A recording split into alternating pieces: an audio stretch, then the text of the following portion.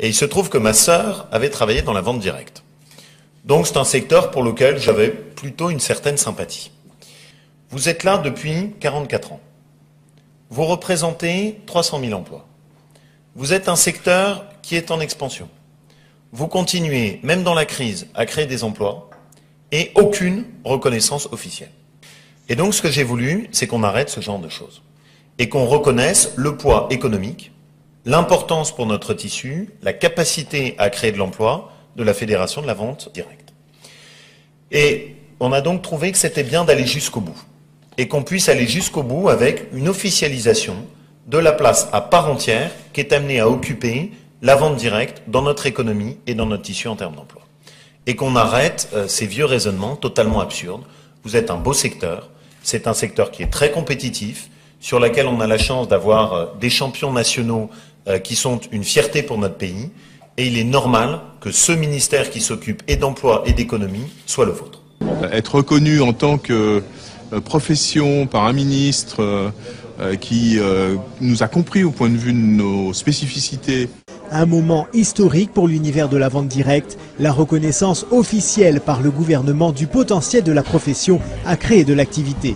Ce jour-là, le secrétaire d'État à l'emploi, Laurent Wauquiez, avait fait le déplacement pour assurer son soutien à la Fédération de la vente directe et signer un accord inédit pour la création de 100 000 emplois en 3 ans.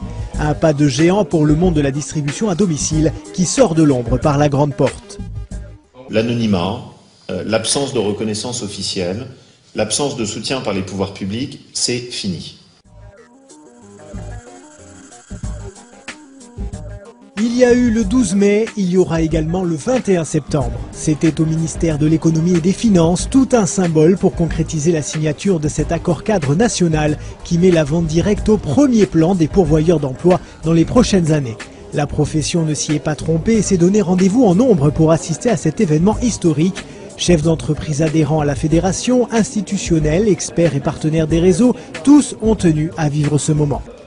L'action conjointe de la Fédération de la vente directe et du gouvernement aura donc bien une application concrète, une réelle satisfaction pour le secrétaire d'État qui a voulu prendre ce chantier à bras-le-corps. D'accord avec Pôle emploi, c'est surtout la possibilité de donner maintenant à des jeunes la possibilité de démarrer leur activité professionnelle par la vente à domicile, qui est une des meilleures écoles de management.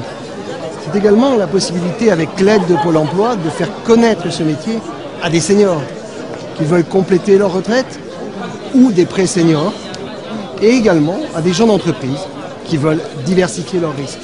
C'est vraiment un jour extraordinaire et j'en ai vraiment une grosse émotion. Nos distributeurs vont se faire l'écho de cet accord. Mais avant tout, ça va être à l'entreprise d'être l'interlocuteur avec les pôles emploi pour que justement les informations nous remontent et qu'on puisse coordonner dans les meilleures dispositions possibles. Cet accord est historique. Ce moment, 40 ans de vie dans l'ombre pour passer la lumière, ne gâchons pas cette chance qui nous est offerte et faisons-le sérieusement. La signature de cet accord n'est que le début d'une belle histoire. Reste à toutes les entreprises et à la fédération d'écrire la suite de l'aventure qui a pris naissance, tout le monde s'en souviendra, un 21 septembre 2010. C'est une date importante, c'est une date clé pour les 10 prochaines années. Depuis un certain nombre d'années, nous évoquons avec nos entreprises, nos ministres, les partenaires de la fédération, que ce secteur d'activité prendra un jour pied dans sa dimension économique, politique, sociale. C'est enfin arrivé. La vente directe 2.0 est née.